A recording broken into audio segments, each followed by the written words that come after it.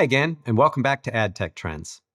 Today we're examining the ongoing effects of ATT in the StoreKit ad network, or SKAN framework. We've provided periodic updates over the past few years on the effects of what was announced at WWDC in 2020, when ATT and SKAN were first introduced. As a refresher, that was when Apple announced the requirement stating no device nor individual information shall be used for targeting and measurement unless consent is captured through Apple's tracking transparency prompt. If consent is not captured on both the advertising and publishing sides, the alternative is SKAN. We won't rehash all the nuances with SKAN, but suffice to say attribution is aggregated and delayed in a way that protects user privacy. In looking at the ongoing impacts, let's start with ATT opt-in rates. Looking at the opt-in rates among the users who have received a prompt, there's a noticeable increase in user consent over time. In Q2 of 2022, 41% of users agreed to tracking when prompted, which grew to 55% by Q2 of 24. This rise could be attributed to users becoming more comfortable with the data sharing practices when they are more informed, or perhaps it could be due to better designed prompts that communicate the benefits of opting in. But even though iOS users are opting in at a much higher rate than 2 years ago, it doesn't really matter. On both the publisher and the advertiser side, many fewer apps are prompting. So although capture rates are up for those that prompt, the overall capture rate is approaching 0. Remember, consent must be captured on both the advertising and publishing side of the equation for the IDFA to be used for targeting and measurement, and we're not seeing that. So what's the effect been? It's clear that changes initiated by Apple with ATT and the StoreKit ad network fundamentally altered the mobile ad tech ecosystem. The introduction of ATT at WWDC 2020 was a decisive move towards enhancing user privacy on iOS devices. And as a result of this policy, the use of Apple's IDFA has plummeted, dropping from being used in about 17% of total attributions in 2021 to a mere 1% now. If the goal of Apple was largely to eliminate deterministic identification, that mission is being accomplished.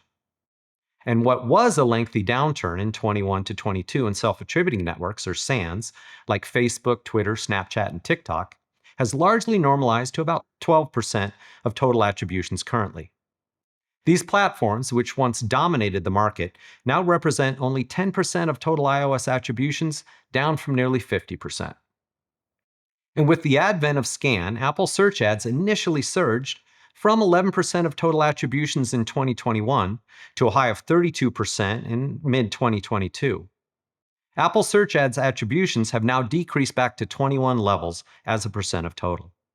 On the other hand, SKAN, with all of its disparate versioning from 1 through 4, has continued to see adoption gradually increase, although not as fast as mobile marketers would like. Each version of SKAN has been better than the last, and most folks are at least out of SKAN 2.0.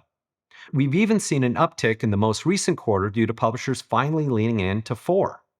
We mentioned last summer that this summer we'd start seeing a decent volume of 4.0, and that prediction does appear to be coming true. I believe we'll see SKAN continue to grow as a percent of total with the release of the Ad Attribution Kit, which I guess we'll call AAK. We won't see many conversions this year from it, I suspect, but once adopted, the Ad Attribution Kit provides critical tools marketers have been clamoring for, like retargeting and suppression opportunities. But what about the publisher side of the equation? On iOS, we're still really only seeing a handful of pubs lean in. Our last update stated that SKAN is made up of a few super publishers, mostly the big O&O networks. That largely hasn't changed. One call-out, however, is Google App Campaigns. Google finally implemented SKAN 3.0, and we saw a big jump in Q4 of 2023, with the implementation of a usable SKAN version after much dragging of feet. Note that what you see largely represents SKAN 2 and 3 and a bit of 4. Adoption of the 5th version of SKAN, the App Attribution Kit, is still in the relatively distant future. But how significant is SKAN across all attributions? Relatively small. Most connected device attributions to media are awarded to self-attributing networks. SKAN only makes up a relatively small total. Why?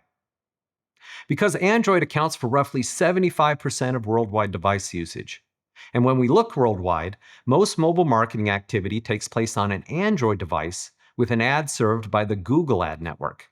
Android marketed on Google alone accounts for 65% of total ad activity. So, while we've been talking a lot about SKAN, if you have a global offering, understanding the changes coming with Google Privacy Sandbox is of critical importance. On a volume basis, it will affect much more than iOS. We'll talk about that on several upcoming ad tech trend videos, so make sure to subscribe.